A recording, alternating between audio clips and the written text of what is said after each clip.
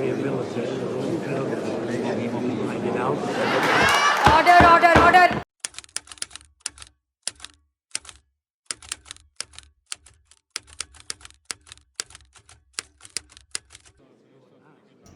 Petition number 287 of 2021.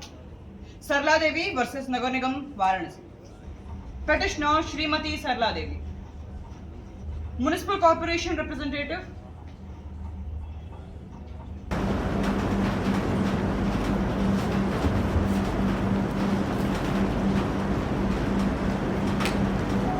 This court shall now initiate with arguments. Ms. Meera, you may proceed. Much obliged, Your Honor. This case is not a concept.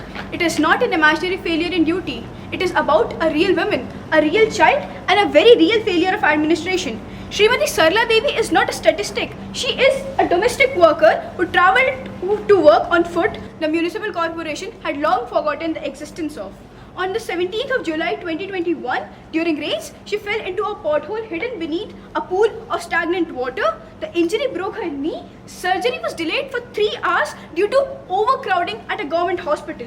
Today she walks with crutches. She can no longer work. She no longer has any source of income.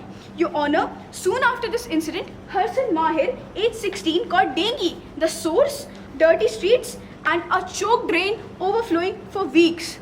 Complaints were filed but ignored. He was in ICU for 2 weeks.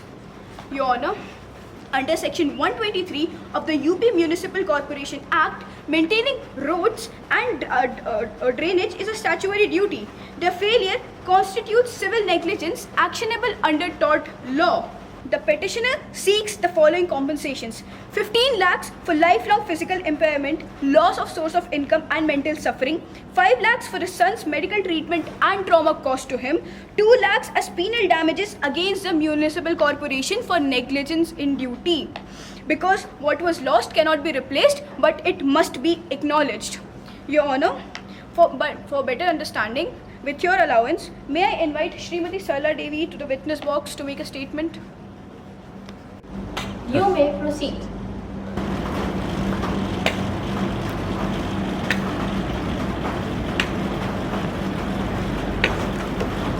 Sarla ji, would you like to share your side of the story with the court?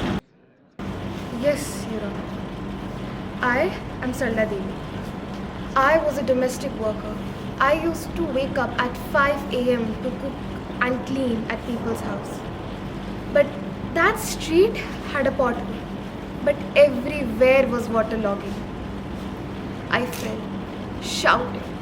People took me to the hospital where I had to wait for 3 hours under the pretense of doctor is busy. Look, I can work no longer. We have nothing to eat.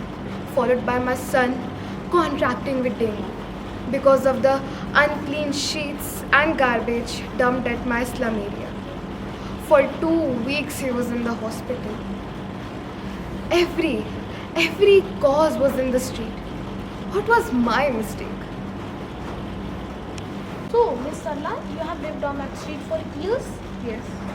So, that pothole didn't form overnight. So, you must have known of its existence. Why didn't you take your steps cautiously? There were so many potholes on that street that it was difficult for me to remember where each pothole was. I didn't realize that I was working on a minefield instead of my way to work. Also, Miss Sarla, we sent cleaners on your street the day before. Here is the evidence and the paperwork. So, how did the street become dirty and the drains become clogged? Your Honor, now I would like to call witness number 2 to the witness box.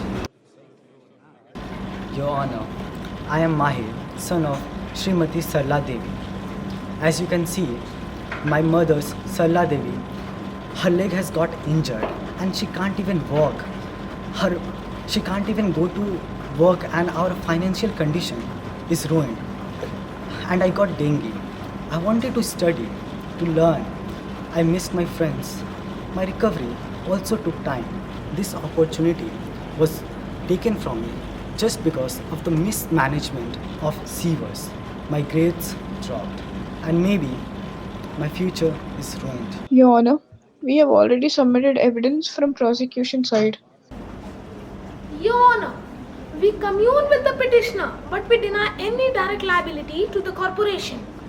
As for the potholes, according to clause 13A of the MECG, thus the site safety lies with the contractor, not the municipal corporation. As for the drainage, that lies with the sanitation ward officer in accordance with Rule 47 of the Solid Waste Management Act. And as for the hindrance in surgery, while unfortunate, is under the dominion of the CMO established by the Clinical Establishments Act of 2010. And the corporation cannot be held liable unless willful omission or neglect is proven through the section 44 of the IPC. Yet we declare no such omission. I object, Your Honor. Objection sustained. So, to clarify, the road is the contractor's failure, the water is the cleaner's lapse, the hospital delay is the health department's fault, and the rest is the citizen's mistake. Where then does the corporation come in? Your Honor, allow me to call my client Mr. Rachit, the representative of the municipal corporation, to the witness box to clarify this issue. Mr. Ahmad, you may proceed. Your Honor, I am Rachit, the representative of the Municipal Corporation Department from Varanasi. Mr. Rachit, please tell to the court, why has this happened? Ma'am, we are short at staffing and we can only use our limited resources to do whatever we can. We send our cleaners as our responsibility too.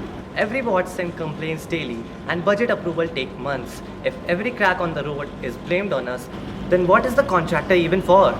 Your Honor, the defense would like to submit Exhibit A, which clearly states that the people of Delhi, including her, are violating Article 51A, F, G and HI of the Indian Constitution.